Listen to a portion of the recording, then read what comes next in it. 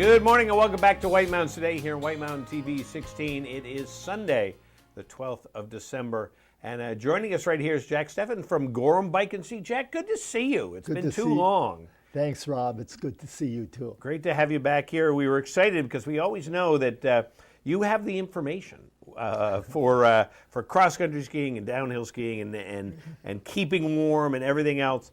And you guys there at Gorham Bike and Ski have a brand new store. We have, yes. Full service from most Nordic people are used to our hot box treatment. Yep. We have that going. That's roaring. And, you know, for alpine skiing, we have absolutely everything there that you could need for your skis. So, yeah, we're up and running, and it's a lot of fun. It's great. I was there during the summer, and just the selection was amazing. Yeah. So it's great, and it's a good location right in North Conway, right opposite the 99, isn't it? Right? Yeah, it's right across right there the in the street. old.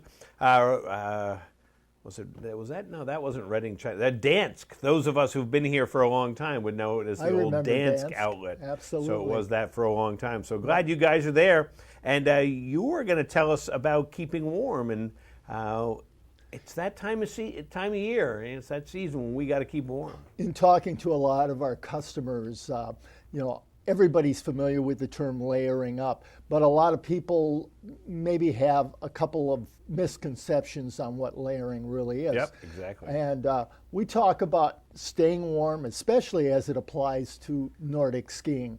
That's a really hard sport in some instances, you know, especially if you're up at Jackson, you got all those hills. Yeah. But it's a warm sport. And, you know, to stay comfortable and warm, there are a couple of tips I think we can give them, our customers, to be a little bit better prepared. Yeah. And it starts out with heating yourself. Obviously, your body is the heating unit. And just like with every heating unit, you know, there's some exhaust, whether it's perspiration or just, you know, effort. Yeah. And that effort is kind of your thermostat. So whether you're working hard to get up that hill, you know, you're going to be a little warmer, or you're static and just sliding down the hill, you know, that's going to be a little cooler. So, you know, it's really easy to adjust your temperature range. I can remember being up at the Ellis River. It was 0 degrees and windy, but, you know, we're protected by the woods in there.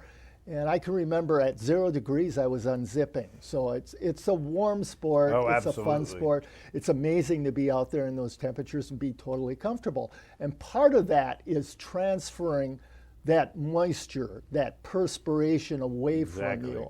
So a lot of people will say that the most important layer in layering is that base layer. Right. You know, that layer, whether it's a pair of long johns or it's a pair of, you know, a wicking shirt. Those are the things that are really going to pull that perspiration away from your body. You want to stay as dry as possible. A dry person is going to be a lot warmer, more comfortable than someone that has that perspiration right next to them. And then after that, we have a mid layer. And the mid layer really does a lot of the same thing. It takes that perspiration that's been wicking away through your base layer, and it further pulls that out. And we've got a couple of examples of some mid layers here. Depending upon what the temperature range is, you might want a crew neck, or you might want the higher neck, the turtleneck like you see, the zip up on your left, viewer's right. And they have different thicknesses of mid layers also. Now, you know, obviously, now I would have looked at this and I would have thought this was a base layer. Well, that's the interesting thing with layers. Depending upon the temperature, you could use this as a base layer. And the reason for that is the material wicks away. Yeah. So on a spring day, for instance, something like this under your jacket or under a vest, you're good to go.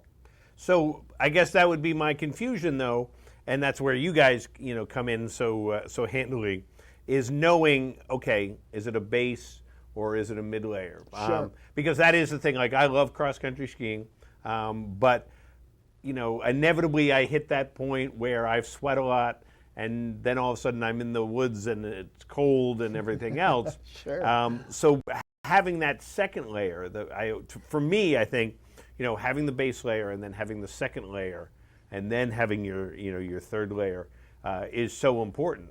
Well, that second layer, there are a lot of different pieces that you can add there. What you want to avoid is something that's not wicking away. Right. I've had people that had, waterproof pieces that they used as a mid layer. Well, all that did is seal in all the moisture, and they were cold. Yeah. So something like this, you can go a little less thick, and that brings up another point. There are different warmth pieces depending upon how cold it is. Yeah. For the base layer, some of those waffle weaves that you see, they capture a little bit of air around you, and that's an insulating layer. So they're a little bit warmer. So for a really cold weekend, perhaps you want to go with the waffle. And Swick's Bodywear has both offerings. So you can pick and choose. And it looks like the underwear you held up before Yes. has kind of a waffle weave. I don't know if they'll be able to see it. That's a little, but it has a a little bit thinner. They Yeah. have some that are a little thicker than that. And then that brings us to the outer layer. Yeah. And a good example of that would be this one. Well, we almost lost her. Lost her hat. There we go. And the thing with that jacket is it's almost like a bicycle jacket. That's what it feels like, yeah. Front, it's got water and wind resistance, but on the sides, and especially on the back, super breathable. So as I mentioned, it's important to wick away that moisture. Eventually it goes through here and evaporates. So it's a continuating layer. But the key is the mid layers, you want them to breathe and wick away the moisture further away from you. So this is a very specific jacket for cross-country skiing. It This is. is not something you're going to go shopping and wear this jacket most likely. You could, but you don't have the warmth protection from the back, Yeah. where this is the wicking away. So really, as part of that kind of system. It and, is. And I imagine in the spring when it becomes super warm, you probably could wear something like this. Absolutely, absolutely. And and they are kind of stylish. So Oh, yeah, no, you'll